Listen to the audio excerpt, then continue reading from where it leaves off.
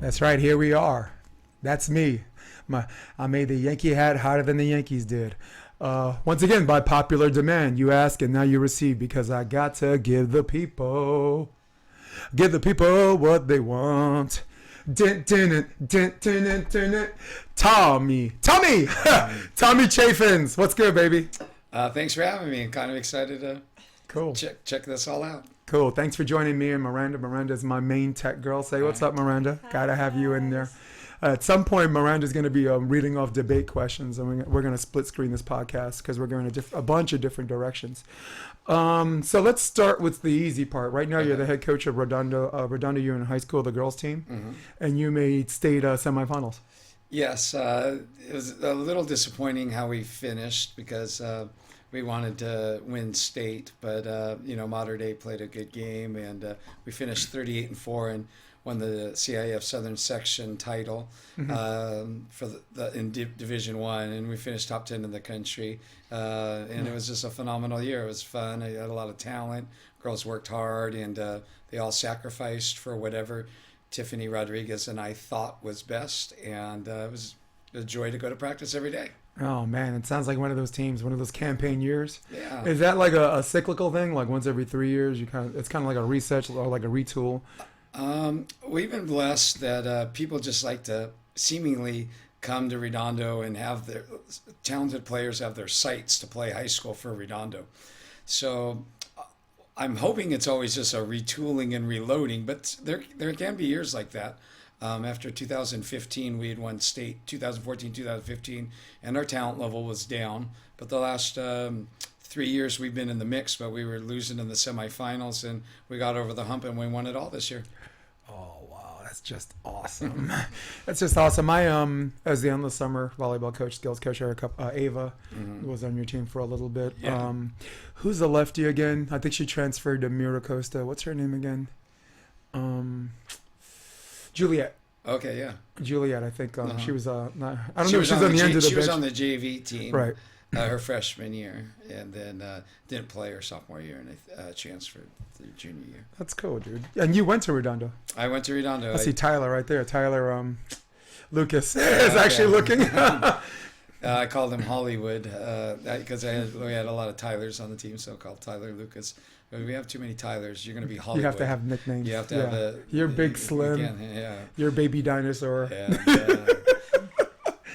So you went to, did you play boys there?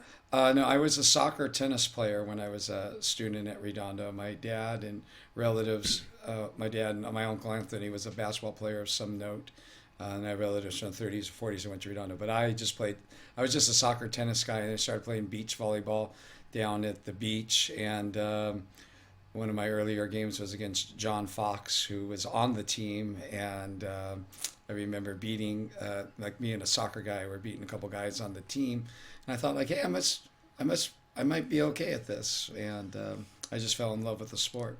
Oh man, we both have similar stories. I had Duran on the show last and talking about she was a late bloomer, and me, I had a girl. I'm not gonna get into the story all over again. I had a girl crush where it made me want to play better, and when I started playing better, my crush changed from the girl to the sport. Okay. So it's pretty cool. You went to LMU.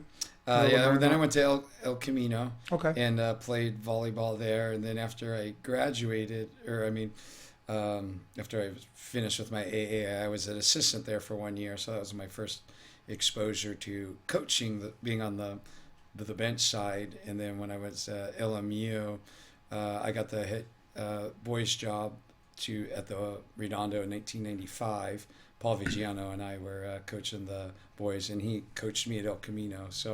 And he went to Redondo, and he had an immense love for the school like I did. Yes. And still do. Small world, right? Yes. Volleyball becomes that way, and maybe from the East Coast, it's even smaller. Mm-hmm. You know what I'm saying? It's like some kid played for Hunter High School, and then 20 years ago, I'm coaching there, so it's just weird. The guy was Offensive Player of the Year, Patrick Dietz, in 2000. I was his coach at City Tech, and now he's coaching, and now he's doing color commentary, and he's Kevin Barnett sharp. Okay. As far as the indoor scene, not the beach scene. The beach scene, I could, with respect, I could do without Kevin. On the beach scene, he's just, I don't know. It's just weird because I think for indoor and outdoor, I think certain people think they have to be a personality for different venues. I think maybe he was instructed to be funny. Okay. And he's not. Okay. And, you know, I mean, but indoor, I'm like, dude, I'm educating it's mind blowing. I'm getting the education because he travels around and he talks to people. So, right. So you're also, you also teach there, right? Yes, I teach government and econ, mainly government. I've been doing that since, this is my 23rd year at Redondo, and about 20th year teaching Gov in econ. Nice. Is there an apolitical way to do that? Yes, I feel so, without a doubt, because I remember when I was a student there that I thought some people were trying to like influence me, and I felt even back then in 1988 when I was taking government that like that's not really your job. Yeah, your what job are you is doing? to you know, inform us, and then I think you should let us make those decisions. And I had teachers that did that, but I definitely had some teachers that didn't do that. Yeah, and you're definitely gonna have students there who are recycling what their parents taught them. That are gonna bring, like, if you give a certain person a paper, like a paper assignment and this and that, there, of course, there's gonna be some political bias in it. You know, I mean, sure. Yeah. I strive, just as I do in like coaching, like I want to make my decisions not in an emotional sense. So I try to do that. I always present, you know, this is what the liberals will say about this subject. This is what the conservatives will say about this subject. And, you know, then we may have some discussions about that. I would also suggest, because since we're on this, I want to stay on this a little bit. I think the older someone gets, the more their open-minded they should be. I mean, I can only cite myself as an example. I could cite others, but the most comfortable with me. I grew up conservative family in New York, that Brooklyn, a blue state. You know, Reaganites, hated gay people. You know. One of the, you know, I owned 3 guns. Okay. Brooklyn kid, owning 3 guns. So it's one of those things where I was extremely to the right because that's where my father was, an iron worker. Right. And then, you know, the military, of course, they vote Republican. I served 3 years. And then as I started to veer left around Clinton's second term, I was lefty all the way. And then from 2008 to 2016, anything that was left that the media printed, I believed it, and anything that was right, I thought I didn't. And then suddenly you start opening your eyes because after a while, facts become undeniable. It's like if someone runs a story and it's just not true, you at some point you're going to run out of excuses. I mean, in this day and age, people would rather not be wrong. They'd rather not be wrong. They'd rather not be wrong than learn. And I was just, I guess the reason why I'm bringing this up because the government class where you are being apolitical, of course, and you're allowing these kids to think for themselves as opposed to recycling old data. There's nobility in that. Yeah, there's nobility in that. Like today is the impeachment, so you know, like we watched it, but that's an unusual day. But typically, I'll ask the students like, "Hey, what is the number one, you know, political news story?" And they'll say it, and then I'll go, "Let's see what Fox says about it." Yeah. And let's see what CNN. And they know I spin the pen to say, hit one side. Okay, what do you think CNN's going to say about this headline? And then I'll say, okay, what do you think Fox is going to say about this? And then, you know, it's usually quite different. Well, it's crazy because they watch the channels before they form their own opinion.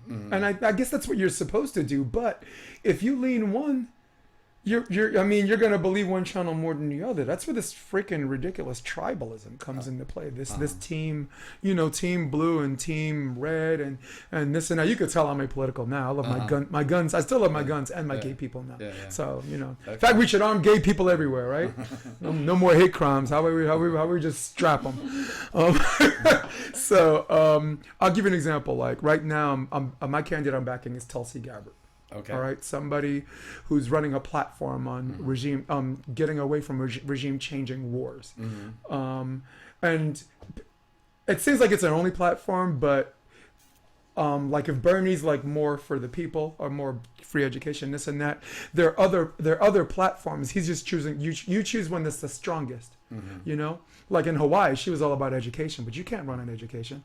Sadly, and this is sad for me to say, it's a politically weak platform. Nobody cares. They're like, kids don't vote, you know?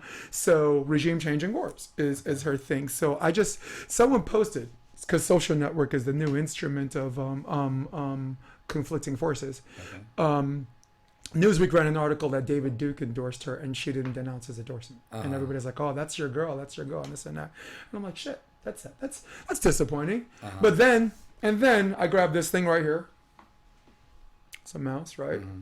And I go and I Google search, and then, I find out that David Duke said I never endorsed her. He's on Twitter, and her long version of she said thanks. She on Twitter said thanks, but no thanks. Okay. My father's Polynesian. He couldn't go in the whites only bathroom. Your politics are evil. Okay. That was her. I mean, paraphrasing, of course. So, and then I brought it back to him. I'm like, dude, this isn't true. And they're like, well, she didn't deny it. I'm like, no, she just said, she did. So it was an example of how someone didn't want to just admit they were wrong. It's okay, just admit you're wrong. Just and I'll admit I'm wrong, and we can learn together and just get on with life. And there's this level I'm ranting right now, but there's this level of disappointment that our peers, yours and mine, smart people, intelligent people. My girl went to Harvard, whatever. She bleeds blue. My boy on the pier bleeds red. Both of them smart people are set in their ways. How the hell do you get around that? How the hell do you change that from a generational thing? From where you're, I guess as a teacher. I don't think I can change that at all. I just try to get the kids to understand their constitutional rights and the Constitution. I spend a lot of time in that, and I let them form their own opinions. And sometimes I'll point out to them because, for example, we'll talk about like charter or school vouchers, because the majority of my young students would deem them liberal, and we'll have a discussion about school vouchers, and most of them will go like, "Hey, is that what it is? We're for it." Hell but yeah. Then, and then I'll ask them, "Well, is that a conservative who tends to support school vouchers?" They're like, "Oh, liberals," and I'm like, "No." And then and then we'll talk about like, I believe conservatives are in there. Well, why is that? Well, they follow the money, and the liberals want more public education, but not vouchers, and so it's kind of fun to try to enlighten students on both sides. Again, a lot of times they'll go, "What do you think?" I go, "I'll tell you in 2025," or I always say like 5 years after, because it's not relevant, because I don't want to influence them. I want them to come up with their own opinions. It gets them to avoid to playing into the stereotypes, right? You just talked about vouchers. My initial guess that was a liberal idea, because that's how my brain was programmed. I'm right. I couldn't be more wrong. And so many phases, right? Police brutality. If you lean left, the cops were out of line. If you lean right, well, all that guy had to do was listen to the police, and he wouldn't have got his ass whooped. So it's it's one of those things that I was when I read that you were teaching that, I was like, how do we? And we don't. We just make them constantly ask the question. Then is that how that works? And I just like it. I believe in the Constitution wholeheartedly. So I embrace it. I always like to. There's different ways to interpret it. That's where the discrepancy comes in. But I always like to say, where does this tie into the Constitution? So one of my favorite assignments is this constitutional notebook where kids have to pick assignments that interest them, or news events that interest them, and they have to tie it back to the Constitution. So we already completed it, but there was just one coming down in California where K through 8 you cannot suspend students for like defiance, and so we'll I'm sure that'll come up, but where is that in the Constitution? Is it young people's personal freedoms, and or is that a 10th Amendment issue, state issue? Because we're a liberal state, so the thought is get them in the classroom, or you're a majority of the student, or a lot of the students are minorities. So this is institutional racism to get minorities out more than others, and so it's interesting. Yeah. So, but when you say protecting the Constitution, you're making reference to free speech. The First It's Amendment. whatever they pick the news article and then they tie it in. Right. But like they can only do one on the First Amendment because they could do thousands on the First Amendment. So they have to sprinkle it around. They have to do 8 on the amendments and 4 in the articles. So like impeachment article. Article 2, Section 4, Mm-hmm. like that's where it talks about impeachment. It's crazy because impeachment, what a lot of people escapes people, that the subject matter comes up almost with every president, and it's rarely. This is now very publicized, but the last big publicized impeachment was Bill Clinton. Yeah. They were contemplating doing it to George Bush. Mm-hmm. In fact, Nancy Pelosi didn't want to do it. Yeah. Because. It's because she was the one that had all the intel about the Iraq War. So if she impeached him, she would be, she's the one that signed off on it, even though there was no evidence of weapons of mass destruction. So that's a whole other story. When you start digging and Sure. it's crazy. The real journalists are the people who are the audience who are searching for the truth now. Maybe this whole thing is just making people think a little better. Right? Yeah. That's crazy, man. Yeah. So shit. How did volleyball come to that? I had 2 fan questions. I want to just make sure I get out of the way. Sure. What's one of your better defining moments playing in El Camino? Playing at El Camino? Yeah, just a flash. Give us a flashback of a particular play.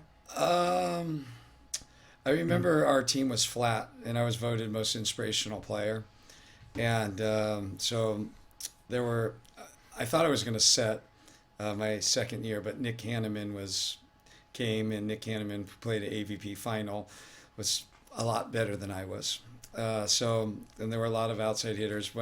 Back when I played, there wasn't a libero, and there was a 2 rotate. Like I could go in the back row twice for somebody, but then at that point, the coach would have to decide, would we want like our 6'5" and up middle blocker or me in.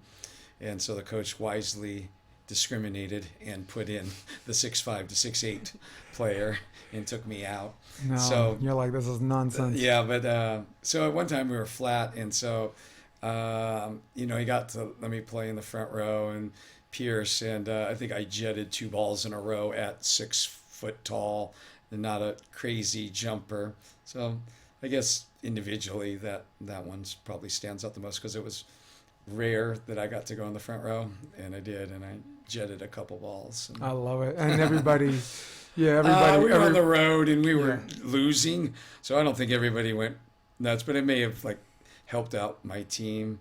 The other thing I used to do is, so back then it was shared hitting, which probably isn't the greatest idea, because if somebody doesn't hit line, hey, why are you hitting? Anything past split seam is someone's gonna get cannoned.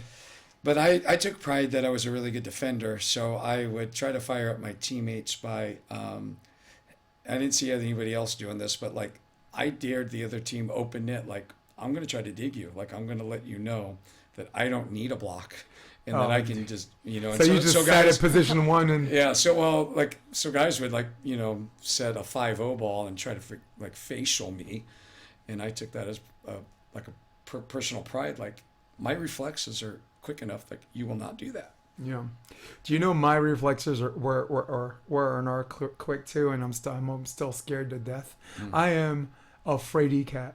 Okay. I'm like, when I played in Germany, I'm like, I just wish someone would hit me in the face.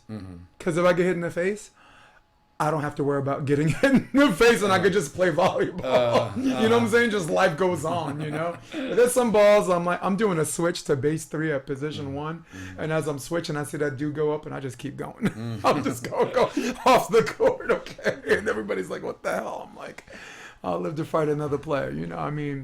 After a while, you get the right coach that beats that out of you. I played on the military team that helped me. Okay. With that in Darmstadt, a military community team. We won. We actually finished 3rd in the Army European Championship, which is pretty cool. Yeah. Yeah. And my moment, and it wasn't really great. It was bad. Is a match point I hit out. Okay. Like I was the shortest person on that team, second shortest.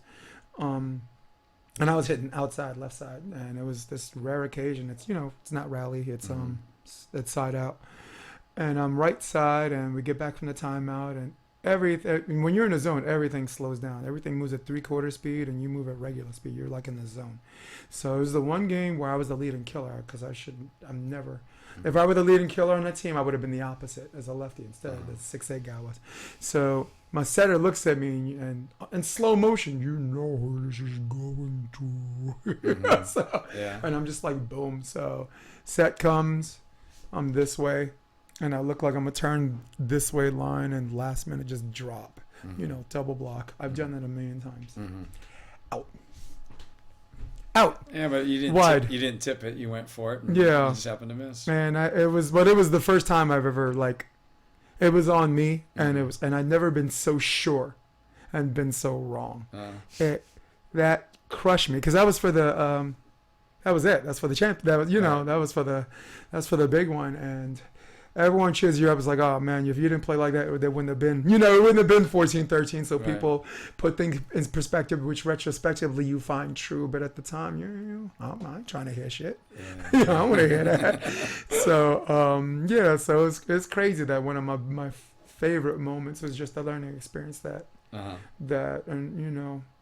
men's, and I tell my team this, the evolution team, we're both evolution coaches, men's greatness is men's failed attempt at the pursuit of perfection. You're not going to be perfect, but great is a hell of a consolation. Yeah. So that's what I always tell my kids. That's good. How are your kids doing? I see you at practice all the time before I come in. How are your kids doing? They're getting better. We're getting better. We just try to get, the cliche 1% better, just leave the gym better, and we're doing that. Yeah, man. I think you do that well. Yeah. I think you've always done that well. Some interesting partners you played with. Jason Persley was somebody I grew up and we played tennis together with at Redondo. Like Beverly Hills. Jason Persley. No, that's Jason Persley, local DJ. Oh, okay. Guy, I'm thinking Beverly Hills 90210. No, Jason was a long time DJ, and he played on the AVP. He would. I'm not tying myself to him because he got better and But he had a win against like Loyola Steffes, and nice. he had a good little run there, I think, for a few years. But we played together in the late '80s, so that was fun because we played tennis together. So then volleyball. We started playing volleyball. When did you graduate Redondo? 88. 88. Cool. I graduated 89. Okay. Yeah, and then so that was fun. And then my best friend was Ronnie Donnell for a long time. He was a local guy. He went to South and in Rolling Hills, and we played together at El Camino. And so those are probably the two that jump out at me. But I love playing down at 16th Street. I was a 16th Street Hermosa guy. I lived in small little holes in the walls, and played with against Ack a lot. Ack that was his spot, and he was the man, and he was always kind to me, which I appreciated. And it's rare, right? And it's 16th Street, right? Kind. I think those guys, I was young, I was poor, I worked at the Chart House, so a lot of those guys fit that description. Although there were some guys that came from or Costa guys who came from, but down there we were all equals, and I loved my time there. That was so much fun. You just could roll down and play a game, and it wasn't all set up like it is now. Which things change, but it was a special time. I know Marine Street was that way. It was like you could roll up, and then if you won the workup game, you got to go take your thumping from Javi Dodd, and because they weren't going to surrender that orange cord. I talked to Jason Olive. He said Marine Street was big. I had Jason on the podcast. You may know him or not. I know. To me, I think you know everybody because to me, you're like the 6 degrees of separation. Like everybody knows someone through you. It's like the Kevin Bacon of volleyball. The 6 degrees. Yeah. So Ed Keller, who actually lives on 16th. That's how I found out about that. He visited New York and played some Central Park sand with me. We have 2 sand courts there. Okay. And first time I came there, he introduced me to some people, and I'm like, hey, what's good? How you doing? And they're in the shades, and they're just fucking mean mugging people, look, and I'm just like, all right, that's not my scene, I came back at them from a different angle, and finally got to talk. I'm like, all right, these guys are all cool, but I'm like, the first time I met them, I'm like, why are you even looking at me like that? I came to you correct, and you're gonna, and I'm like, where I'm from, if someone looks at, dude, where I'm from, if someone looks at you like that, it means something. It's different. It means something different. Don't do that, because not everybody. Every now and then, you're gonna run into someone like me or someone somewhere worse than me. That's gonna it's gonna pop you in your mouth. So that my first experience, and he just tried to introduce people there, but they were just like, I don't know, they were so into themselves. But I think I just misunderstood them. Yeah, I think it's just misunderstood. But I'm like, dude, you're not hard. I'm not about that life either. It's just where I grew up. Where I grew up, you can diagnose people and okay, that guy's about that life. That dude is not. So. Yeah, I mean, it can be, stupid territorialism, or this guy might be better than me, or threat. Who knows? I mean, I don't know Jake Gibb, but I'm aware of the story. Like, he's going to go for the volleyball dream, and he can't get a game. Yeah. Because, like, who are you? You Johnny Utah. Ah. And I mean, like, like he's from Utah, and Point Break. And so the fact that that can happen, because there's ego. I mean, like, hopefully it's mellowed down there now that we're, at least the group that I was down there, we're all approaching 50 or above. Nice. And hopefully that's subsided a little. Yeah, but and that's how I felt. For me, there are people that are just misunderstood, and there's some people that are just d-holes. They're misunderstood. They're the former. They're all right. I was just trying to reflect my first experience with him. Yeah. Because Ed Keller, if you've ever talked to him, whether he's on 16th Street or in New York or whatever, he's the same Ed Keller. Yeah. He's not. He's always outgoing, positive. He's not a different person. Yeah. So. We were on the same 6-man teams. We were on Team Monster in the early 90s. Oh, that's cool. Yeah, so we were on the same 6-man team. I was the old, I'm older than those guys, and they would, call me coach, and but then at some point, that's John a Fox. lot of the Long Beach State guys would be on the team, and then I'm not a big drinker guy, and 6-man, I like to play, and then I was. Is that Brent Hilliard back then? Brent Hilliard was not on the team. They were like Clint Coe. Yeah. And Zach Small. And then, one year, I forgot the Olympian guy. I mean, they were great. Yeah. And then so I quickly got out of the lineup because there were a lot better dudes. Just upgrading. Yeah. Well, in New York, before there were the beach courts, Central Park had hardtop fours. Okay. And in the summertime, you have Washington Heights. So it's basically Dominican land. Everyone's from Santo Domingo, Mocha, guys flying back and forth from the national team, right? So then you got the Russians from Brighton Beach, right? Then you got the Polish guys from South Brooklyn. You got the Koreans from Flushing. And then you got people on vacation in New York from Italy, from Russia. I play. And then we set up these fours games. No back row. And not just like 16th Street, you see them just set Oceanside to Oceanside setting. No, they're running shotguns, front one, back ones, X's, setters. I'm left-handed setter. I'm front row. I'm hitting on two, and it is one of these things that's only attractive because the difference between this and 16th Street is 16th Street is there are volleyball players that know they play there and they come to watch. Whereas Central Park, there are people that are walking by. They don't play volleyball. Some don't even play sports, and they're just walking by and they're like, "Holy shit, this is serious!" Basketball people. So it's one of those things that attracted a different demographic of people. I'll just call them the everybody else. Just everybody else. And that. So I had a little bit of that feel when I went to 16th Street because at the end of the day, off the court, there's this community thing, and that's something that can't be replaced. That group you're with, and I guess I'm trying to convey my similar sentiment in comparison that it's someone, and they're still playing out there now, and now everyone's smartened up. They're not playing hard top anymore. The ones that can still walk. The group is irreplaceable. They'll never be these time periods. They'll never be. They might be better or worse, but there'll never be another group like that. And I think the same thing for 16th Street, maybe. It's it's the same. Some of the people have passed on, but it was we gamble. Some of the other fellows did some other curricular activities that I wasn't into, but I liked to gamble. Yeah. And we'd be pitching quarters, see we'd kick a ball over posts for money, and there'd be a lot of money changing hands, poker, liar's poker. It was like kind of a good old boys club, and Yeah, the man. volleyball was good and highly competitive. Like I like to compete. Yeah. If we're gambling, I want to win, and if we're playing volleyball, I want to win. So Mm. a lot of those guys, were kind to me because when I first went down there, I think I was like 19, and they liked to gamble. I liked to gamble. They were talking about horse races. I grew up at the racetrack, and my grandparents raised me, and sometimes we didn't have the money to eat on per se, but if we had $100 to our name, we were at Hollywood Park, Santa Anita, and if we didn't lose it all, we'd go to the night races at Los Al.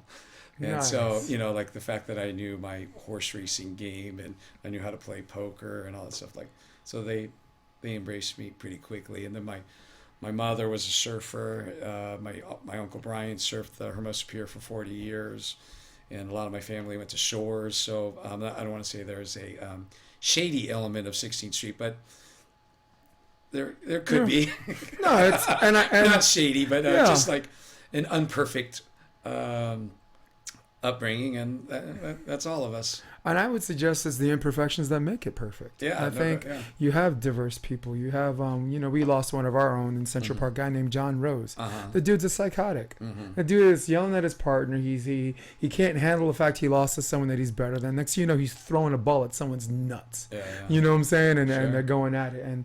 But that guy passed away. We were just crushed. Right. We were just crushed because years in, people. I mean, in the beginning when you first hit him, you first see him, it's like, oh, he passed away. Good, But Yeah. but no. After a while, they become family. I'll just use the F Yeah. word. They just become family. Yeah. Just family with different last names. Yeah. I always tell people because I'm estranged from my family. Mm-hmm. I don't really talk to anyone. Right. I have family, different Yeah. last names, Yeah, and I think I would suggest, as I was saying before, yeah, man, you love your brother. You love the brother that you don't like. Yeah. You still love the brother that you don't like. Yeah. That's annoying. That's a pain in the ass. Or this dude's that dude's that. So Yeah. that's so cool, man. So speaking of family, you lost both parents at a very early age. My father's still alive. Okay. I lost my mother at 9. My parents had divorced, and I had grown up to Redondo. My mom at the time was a secretary at Northrop, and we went to live up in PV. Not because we had any money, but somebody she worked up with at Northrop had divorced her husband, and we were renting a room. Mhm. And so we went to go visit my father. This was the summer of '79, and I'm going into the 4th grade. And then my parents had we were there to visit my father over in Goodman, about a block and a half from Maricosta on the Redondo side, where we used to live. And we were visiting, and my parents started to argue. And then at some point, I stepped in between them, and I go, "Can you guys stop arguing?" And then my father pulled out a knife. My mom told me to run, so I ran, and then my dad killed my mother. And so then I had to testify against him in court. So he's been in prison ever since. So he's been incarcerated for over 40 years now. Wow. Still. Yes, he's Oh. still there. I went and visited him first time about 3 years ago. And it was just to let him know, that I forgive him, and that and I don't hold any ill will. I mean, of course, I wish my mother would have been still alive. We were close. My mom was a surfer, and we had a great relationship. And my dad, he worked a lot, and he had a bad reputation. Some of the older people, old school Redondo, will say, "Oh, your father." Yeah, threat. Let's just say he was expelled from Redondo for threatening to kill a teacher. And the reason why I know this is because about 4 years ago, I go, "Hey, I've heard some stories about my father, and can I see my father's records?" Because I work at Redondo, and so I asked for my student records and his, and there was something in there about him threatening to kill a teacher, and so they moved him to Shores. Oh dear. So like a history of that. Yeah, yeah, Yeah. yeah. I mean, he was kind of a bully. He was a break wall surfer guy, and he kind of had a hard reputation.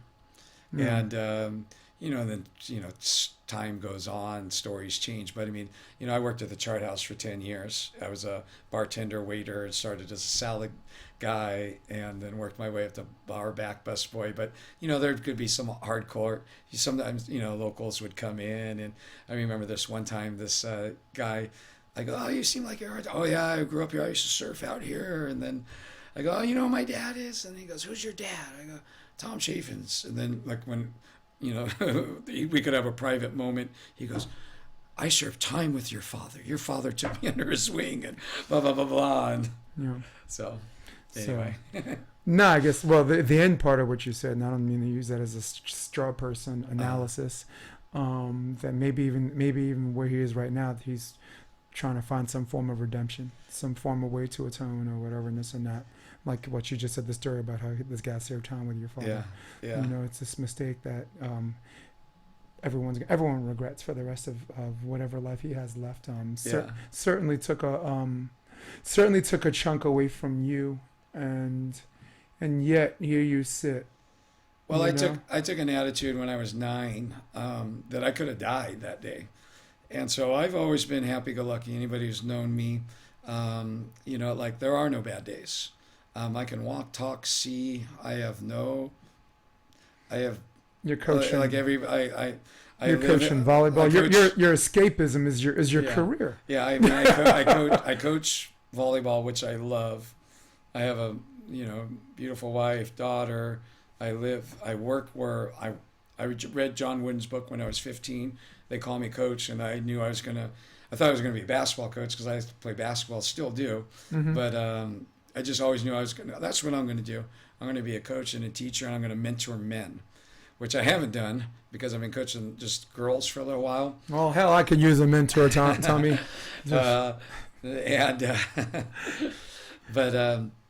So I'm looking for. So I just always knew. So I was blessed that I had direction in my life. Like I want to be a school teacher. I want to teach at Redondo because I went to coach in my freshman year, and I'd gone to Redondo schools my whole life, so I just didn't know anyone at Costa, and I was get my clothes at the Salvation Army, Mm-hmm. Goodwill, and in the preppy 80s. That's probably not a good look at an upper middle class school. Mm-hmm. And no, I don't think much is changing that, but go ahead. And the people weren't mean to me, and I'm not always the most social guy to begin with. So, but when I went to Redondo, I was like, oh, this is so home for me. Yeah. This is where, and then when I read that book, probably a month into being at Redondo, they call me coach. Like I knew my life's goal or my life's mission. What was the book called again? They Call Me Coach by John Wooden.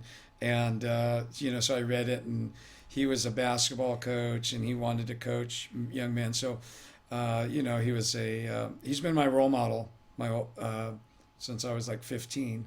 Yeah. So I had a good role model, Coach John Wooden, who's influenced so many people, with his pyramid of success and as 2 sets of 3: don't lie, don't cheat, don't steal, don't whine, don't complain, don't make excuses. And, the definition of success, which is peace of mind, which is the direct self-satisfaction of knowing you became the best that you're capable of. Like somebody who grew up dirt poor, I like that version of success versus Webster's dictionary. It says it's like an accumulation of wealth. Well, when you're dirt poor, that seems so far off. But the other one, I could achieve. Be the best me. Yep. Yeah. I think, like my path, look, my real father I never met. Mm-hmm. And considering your story right now, I think never meeting my father's feels more like a win. Uh-huh. Left my mom with $1. Okay. She used the $1 to go on welfare. Uh-huh.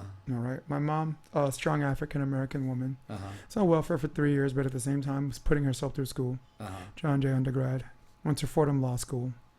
Ended up just making her own money. Got us the hell out of Cary Gardens. Uh-huh. For those of you guys that live in New York, there's Carroll Gardens where rich people are and the Italian joints are, and there's a place called Cary Gardens in Coney Island, where there's these projects where there's just so much bad activity going on, and it's across the street from the beach. So from above, it looks like, oh, he lives next to the beach, but no, just everyone, people getting beat up in the street, a group of roaches that cannot be stomped, exterminated, or beat down, got us the hell out of there when I was 9. So that was my transition when I was 9. Yeah. Met we had my big years at 9. Yeah. Yep. Oh, definitely. They called me Dr. Spock. They were big and pointy. Okay. So then my mom remarried, and then that's where I met my childhood idol, my father, my stepfather. Okay. Iron worker, old school Humphrey Bogart, slick hair type thing. Guy that takes his lunch pail to work, does blueprints, schematics, welds, welds, paint stripes. He was the foreman at American Ironworks. Oh, okay. Because American at the time had ironworks, glass, carpentry. They weren't just locksmiths, Mm-hmm. and they eventually just got rid of the ironworks department. But he's the one that taught me the same thing. Like John wouldn't inspire you. Just come to work, be humble, dumb. And it's so similar when you're talking about it, I'm like, that's him. Check, check, check. Don't make excuses. Don't. Nobody's gonna feel sorry for you. You can. It's just crazy. You took a similar path that's definitely a little bit more extreme, but it's amazing. I've always wanted to have you on the podcast because every time I talk to you, I always feel like I'm way over here, east. Okay, you're way over there, west. The way we came up couldn't have been more different, and yet here we are sitting here with a like-minded mentality of educating turning these young boys into men, shaping people's lives. Just through volleyball, making people better human beings, where finding a way where our escapism becomes our career, and find a way to delve in it, and at the same time not have it consume us. Yeah. Sometimes it consumes me because I think about volleyball all the time. Yeah. Do you know what my escapism is now? Performing. Okay. My major in college is theater performance. Right. I was in the BFA program at Marymount Manhattan College, and twice a week I sing karaoke. Twice a week, whatever's going on. If I'm upset, me and Kelly had an argument or whatever, because we don't even have big fights anymore. We have politics debates. But if I have something to say, I will sing a song that has nothing to do with my sentiment, and I connect with people, and all of a sudden they're invested and they care, and the next person comes up, they do it, and the next person comes up, and now like twice a week there's this group of people, different walks of life, theater performers, some are actors, some are this person's an architect, that person is in politics, of course Greg Faulkner, he's my partner in crime, if you know who he is. Yeah. I know the name. Yeah, well, anyone who's played, you've played in Smackfest, or you play Manhattan Sixes. He's the the black guy, Cal Northridge guy. The rest of the way is just, it's worthy. So, but I'm just amazed that we have those similar paths. So that is so. Your escapism is your career. How do you deal? I just look forward to going to work every day. I feel blessed. I teach where I used to sit in government, so I kind of kid that I live Groundhog Day, because when I go to work, that's where I was in 1988, my senior year, Mr. Goddard's government class. You mentioned John Fox. I remember John Fox and I being watching this. Okay, I remember John and I having the Mr. Goddard, who was a former Marine. He was the former principal at our school. He was a Green Beret lawyer and a sheriff in Lenox. So I just used to be like kind of in awe of that guy. Like, do one of those is pretty impressive. And I remember I liked the way he taught his class. Not that I teach the way he did, but so I feel blessed that I. Yeah. What did he teach? Government. So that's where we had government with Fox. And so anyway, I just was always, I feel blessed to go to work and have purpose. I just wanted to be a mentor to young men, and even though I haven't coached them in a little while, and I am this year, and I'm going to do the Redondo JV boys with under Kevin Norman. Yeah. Savage. So I kind of feel like I'm going to get back to what I feel God's purpose for me is to mentor young people, but now I'm back towards maybe mentoring young men. because I got into it, and probably you too, is like we didn't have the father figure in our lives, and hopefully these young men do have their father figures, but some of them don't, and hopefully I can be somebody that's, some young men may go, hey, this guy, he had it tough, but he overcame. Like, there is a way to overcome. Or maybe, sometimes when people hear my story, like, oh, wow, maybe my situation, while you still have to deal with it, isn't as grave as I think. Yeah. I mean, like, look at this guy. He came out all right. Yeah. Yeah, I mean, fair and fair, and I don't think it's a form of therapy of anything, but early, like on about the second or third day of my classes, I'll share with them, like, it's about, I try to keep it under 20 minutes, about like, I grew up, I talk about the day, I talk about the trial, I talk about growing up with my grandparents, I talk about, living in a place that's smaller than this room, on 16th Street for like 5 or 6 years. But I didn't care. I loved it. I had a bed, I had a toilet, I had a shower, and I was a half a block from playing volleyball and surfing down 16th Street. Like, people sometimes would look like, you live here? I'm like, yes, I do, and I love it. There it is. It's straight and simple. Yeah. And, I mean, what the hell? If you've never had like good marinara sauce, if you had like noodles and ketchup your whole life, what the hell do you care about? Oh man, that's cool, dude. So and I think that's where I've always wanted to go. I've done college for like 12 years, 15 years, NCAA, 10 as a head coach, and New York City kids and the sport of volleyball. On NCAA teams, I'm always going to have 3 kids that have limited experience and one or two have none. 12, small roster, 13 kids, and I'm like, wow, this kid just walked in. He wants to do volleyball. He's never played high school. He's never whatever. We're going against God knows who, in a few weeks. And there's always, on all of my teams, there's always 1 or 2 kids that never played the sport, because I feel like through volleyball and the way I'm coaching volleyball and the way I present their options, I make them better human beings. Yeah. And it's no wonder the one thing I love about volleyball players is one thing I hate. Like, there are some players out there I talk to, I'm like, dude, just because this dude does this sport better than most, he thinks he can do everything else better than most. And I'm like, you're a dick. But at the same time, it shaped him. Volleyball is the one that shaped him to be competitive and this and that. So it's not there. Maybe they're not. Maybe I'm misdiagnosing people all over again. And I try not to become what I despise. And maybe I don't despise it. It's weird. I'm off the deep end right now, but it's so weird because what you just said made me think about where I want to go next. Well, I was at LMU last year. I was director of beach volleyball operations with John Mayer. Oh, okay. I remember watching him in high school. At the he played at TO. Yep. And I'm really good at remembering matches, games, stats. And Me too. I thought I had a pretty good team, and like we're losing, and we lost. And I'm like, how did we lose to those guys? But I remember John Mayer. I'm like, it's because of that little lefty. Like, he just crushed us. Yeah. Well, that little lefty was John Mayer. So it ended up making me down the road feel a little better about the loss, because that guy was a superstar and one of the rangiest wrists. I remember working like a Pepperdine. It's poison. Yeah. It's I've never seen such range from a wrist. Do a video of John Mayer. And then I remember, a couple of years later, I'm working the Pepperdine volleyball camps, and I think he had just recently won the title at the 6'1" generous.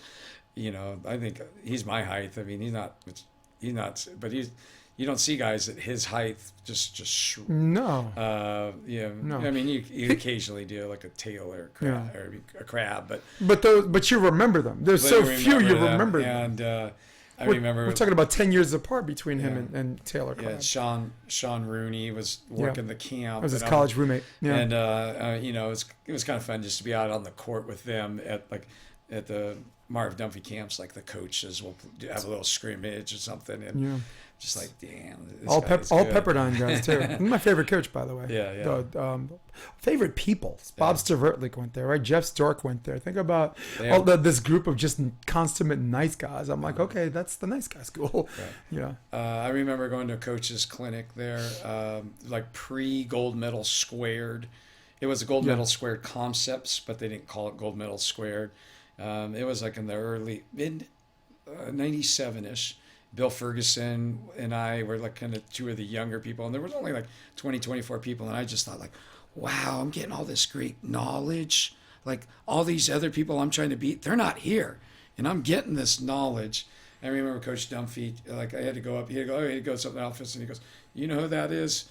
Because I don't think he thinks that, some younger people know. I go, do I know who that is? That is my idol. That's John Wooden, because he did his dissertation on John Wooden. You got starstruck? So the fact you got starstruck? So I think he always remember, hey, this guy might be on, like, he knows who John Wooden is.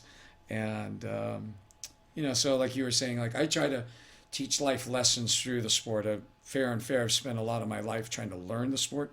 But like you were saying, the sport itself is irrelevant, but teaching the life lessons through it is. And I hope that I've coached 52 different teams. I'm hoping that, I think if you ask any of those people that I have coached, that they know that I cared more about them as a person than teaching the sport. Now, look, I want to win, but if they just remember like, oh, I made them a little better volleyball player, that'd be kind of disappointing, to be frank. Yes. Because at the end of the day, that's not why I did this. No, I mean, because anyone that doesn't coach the actual sport can probably have a just an equal chance of doing it, but maybe not with a better quality. So definitely winning. I think when you take care of conditioning, when you take care of someone's mentality, and I think winning comes on its own. I think you some of these kids, they have like this fellowship, they become emotionally invested. Next, they're playing harder for each other or for you. Mm-hmm.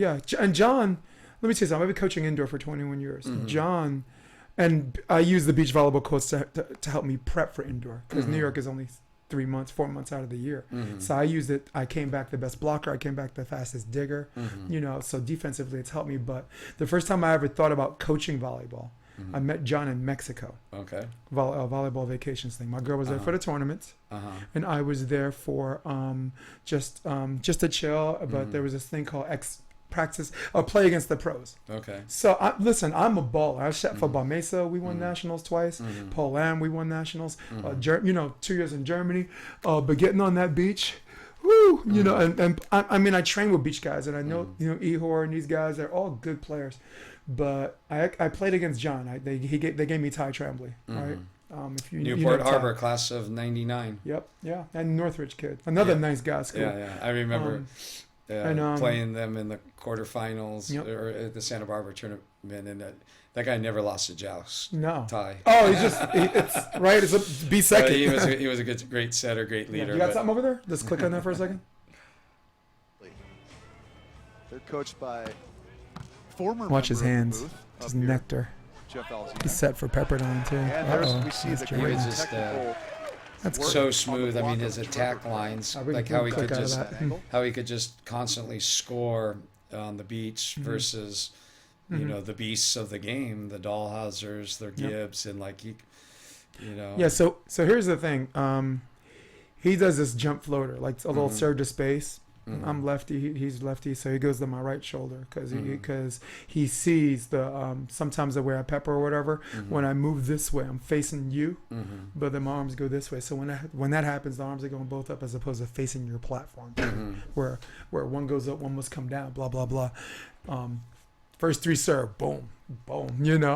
One was an ace. A bunch Ty brought back with his hands, and all my friends were like, "Jason, you all right?" And I'm like, "I'm fine." So, but the one thing I remember, and this is a pretty cool memory, I'm in the hatch, like a base one block defense, just cross court, and I just step up because I know he's with Ty blocking. He's probably going to try to abuse him. So he risked away, and he put a ball so hard, and it hits a part of the sand where it just bounces straight up. Right. So everyone just starts cracking up, and I'm just like, fuck, and then. But the interesting thing was the next play, I got served, and I'm left-handed, and I wrist away, and he stood in the hatch, and I hit the same shot he hit, and and it was weird. You'll never see those funny bounces happen once or whatever. It happened 2 bounces in a row, so I bounced the same thing back to him. He beat me 15-4 rally. We just played 1 game rally, but it was one of those things where he's like, okay, he says I'm much better, but respect. You had your moment. Yeah, and he was a noted introvert. So like at dinner, he's sitting alone, and I'm like, he probably wants to be left alone, So I sit next to him anyway, and I just start chatting about coaching. And he's like, oh, cool, and we chat about coaching. Then the next day, everyone's getting breakfast, and he's sitting by himself. I'm like, all right, I got him once. I'm gonna leave this dude alone. Yeah. So what he does is he picks up his tray and he comes and he sits next to me and wants to continue the conversation about coaching. Yeah. So him and Deron Forbes are the 2 reasons I got involved in beach volleyball. They didn't know me from a can of paint.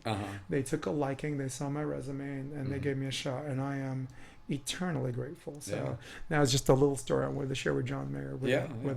He has those great coaching my brains out. I listened to a lot of those. Podcast. Yeah. Him and Billy Allen. A revolving guest. They're pretty funny. Yeah, I think for me to make this better, my revolving guest, Jeff Samuels. Oh, okay. I don't. He's in Michigan right now, but he is hilarious. My favorite podcast, so as far as humor is concerned, we had Doug Namashenta, who was Ricardo's coach. Okay. And we talked about things like you and me that had nothing to do with volleyball, and just the 3 of us together, especially Jeff. We just couldn't. I don't remember the last time I laughed that hard on the podcast. Oh, good. You have to look at Joe Rogan, who, by the way, is a comedian. Who has like-minded comedians, because that's how he started his podcast. So, but wow. Oh man, you got somewhere to be at 2:30, right? No, I don't. Because no, I don't. Because usually I do, but it's just my daughter doesn't have school today, so we're good. Oh, just okay. No, Miranda's like, however. I don't want to bore. Where you at, camera girl? Where is she? Audience show her. No. Yeah. So, but I do. No, at some point we're gonna stop anyway, because I usually right now I do it from an hour to an hour and 10 minutes. Okay. At some point we're gonna do 2 for people who have time. My bladder is huge. I don't even have to go to the bathroom. Okay. He's a TMI. TMI. But so you make states semifinals. You got a lot of your girls coming back, graduating. Can you share with me some of their what they've told you as far as shared experience, or parents that come up to you as far as just this season, the last couple of seasons is concerned? What's funny is I have a reputation that I'm pretty distant from my parents. And even my players to a degree, although they know that I'm there for them. But I tell them I keep my distance because I don't want it to cloud my judgment for what's best for our team and our program. And so if I get too close to a player, it may cloud my judgment. And at the end of the day, I want what's best for our team. Yeah. And so I think at the end of the day, the parents appreciate that I try to teach life lessons first. And I know my players know that. And but so do I know if it's there? I think I do after the fact, but it would probably be best to take some sort of poll for them. But like when we do well, I get texts from former players, or we're going to play a big game, I get texts from former players, and so like in my heart I know that if I'm hard on them, it's to make them better people for life, because life throws us all major curveballs, and if they don't know how to adjust it, I think that's why volleyball's so great, because we all have to deal with even the great Carrie Walsh, one of the greatest players of all players. Like, she has to overcome adversity, and nobody goes nobody goes undefeated for the year. And how do we deal with setbacks or injury, things that make life a little more complicated, or challenges in life. Yeah, 100%. And you're right, man.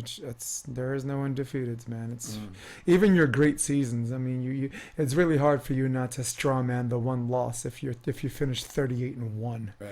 You know, I had a season where my seniors at Hunter High School, bunch of academics kids, just spent 4 years living in a video room with me, understanding the game and just being smarter than everybody. They lead the nation in 2 categories: cumulative SAT scores and Ivy League application acceptance. These kids were smart. I had to kick him out of the video room. I want to be alone. And we still remember the one loss. It was a 38-1 record, their senior campaign in 2014. Right. Great year for both of us. We won the PSALs. Madison Square Garden gave me Coach of the Year, MSG Varsity. So, and the weird thing is, I didn't really appreciate the whole parent-kid things until I started coaching club. And where, like you said, it's clouded your judgment. For me, the four years with Evolution, Duncan Avery bless this man's heart. For me, it's enhanced mine. I put a kid in the game who's on the end of the bench. A match point 14-13 at Anaheim a couple of days ago. And the kid jump served an ace. And then the parents come up to me, and one of the parents says, "Man, you got a big pair of balls." Like, because when I put him in, like, the parents are like, "Oh, obviously Jason's thinking." I don't know what the hell he's thinking. What? So I think it only enhanced it because I play my hunches more often than not over analytics. I'm still very old school like that. You know, there's no statistical evidence that kid's going to help you that play the next couple of plays. Look at his pass, look at whatever. No, I got a feeling about this one. Right. No, I think I like both. Especially like to at least like for this year, my girls' team, we had I believe I had 14 Division I college players on my roster. Now, only 9 had officially signed, but the other 5 are going to. Like Cammie is probably going to go to Stanford. Cammie Minor, junior youth national team. Melee Coral Blagovic is a top. I think she's the best freshman in the country. What about the libero? Our libero has gone to Texas. I mean, but like, that girl is good, Tommy. Sorry, but yeah, no, I had a lot of immense talent, and so I just like the statistics because at the end of the day, if it's a statistical tie, then I'll go with my hunch. But if you were coaching me, and let's say we were battling for a job, and you chose her over me, and you didn't have some sort of statistical data, I'd probably have a problem with you. Yeah. And then if, I probably would have a problem with you, let's say we tied almost every category and you went with your hunch, but I could probably live with that versus you just telling me, like, I know better.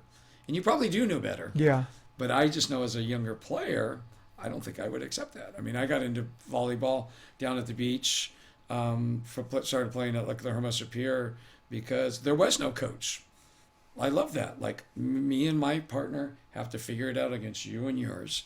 And I've always thought I can analytically break my opponent down when I played tennis or, other sports. Like, I was always thinking about that. But that's why playing your hunch is such a rare thing. Yeah. Like you just mentioned in the beginning of your diatribe that neither one stands on its own. I am a numbers person. I like you. I know that guy's hitting 411. I'm specific. This person's like 9 for 21. He had 2 errors. He's hitting whatever and this and that. My memory is messing me up a little bit, but I used to be able to do like hitter percentage after the error in my head. Right. Stat person next to me, I look just to make sure. Do you know what the score is, coach? I'm there. I don't need to look. I'm counting every point. Right. So definitely that, and that's why the fun thing, the illogically disconnected, unexplained notion of a hunch, but however ridiculous, is like. But I'm sure you get your hunch off of not just like one practice, one. Oh hell yeah! It's based on like tens, hundreds, if not thousands reps. So somewhere in when you put that guy into serve, the last practice, he had to have been like hitting some serves, and you somewhere in your mind you were like, I could maybe use that. And then at 14, 13, you're like, that guy hasn't been serving good. That guy has. Go in here and do it. But most people don't call those hunches because they're doing something based on analytics and a pattern or whatever, and then they take a guess. That's a guess. One's a hunch, because you have no reason, no statistics to support it, and one's a guess, right? Yeah. I see someone on the street. I see he has a badge. He has a gun. He's got that little police car. I'm not playing a hunch that he's a cop. That's a guess. Sure. So again, it's rare. I wouldn't have a coaching career if if it were just if I'd be either psychic, or I don't know. I guess. Oh man. Oh, Tom, this has been fun. Yeah, this has been fun. We're gonna take our tech and we're gonna send her on her way because I think she's got what do you got, a little babysitting gig going on? Gotta watch puppies. Oh, you do? Get some children's.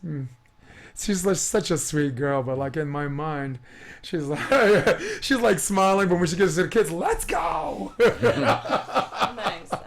You promise? I'm nice. All right, can't lie to Tommy Chaffins. Oh my God, Tommy! Within reason. Hey, listen, Tommy, thank you so much for doing this. And thank you. At some point, I definitely got to have you back on the show because the subject matter we covered, even though we covered a lot and most of, if not everything, on if there is an agenda, there's so much to talk about. But I'm so glad you came on the show. Thank you. I've always fun. liked you, always respected you, and I'm glad, along with you, Kevin, Norman, me, and we just had this group of savages coaching Evolution this year, where I think the 14s did really well this tournament. They're undefeated. So, all right. So that's all I got. That's all I got for Coach Tom Chaffins. Anybody you want to plug, say hi to, or whatever before we go? No, just proud that I'm a South Bay, born and raised, and I like seeing. Like the last week, I went down to the beat down and saw a lot of the guys. The Redondo Seahawks had a lot more than the Maricosta Mustangs, I have to say. And down at 21st Street, and it was a terrible windy day, but there were seemingly about 20 Seahawks out there playing in the beatdown. They're like, we're not calling it. We're not calling it. I just rode my bike with my family, but I went by there and messed around. And I'm just proud of the volleyball community in general. Volleyball's done so much for me. It's I get to coach it. I get to meet a lot of great people like yourself, and the sport's been awesome to me. So I had to do sixes once. I did it when I moved here, Manhattan Sixes in 2016. I was with Moonlighting with Derek Olson, Matt Olson. At Stafford, we had Stafford Slick as a big oppo out there.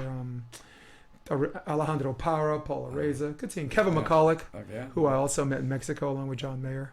So you didn't get on the court then? I'm just kidding. No, because all those dudes are studs. I know you're good too. Hell no, I didn't get on the court. The cool thing is none of them knew me. They found out later. They're like, wait, this guy upset for Bamesa. That team murdered us in indoor, right? Because Bamesa didn't. The 2 years they won the adult nationals for Open, they only lost a set. And no one on the team speaks English. Okay. Except Batista, who played with BYU. He joined the team later. Okay.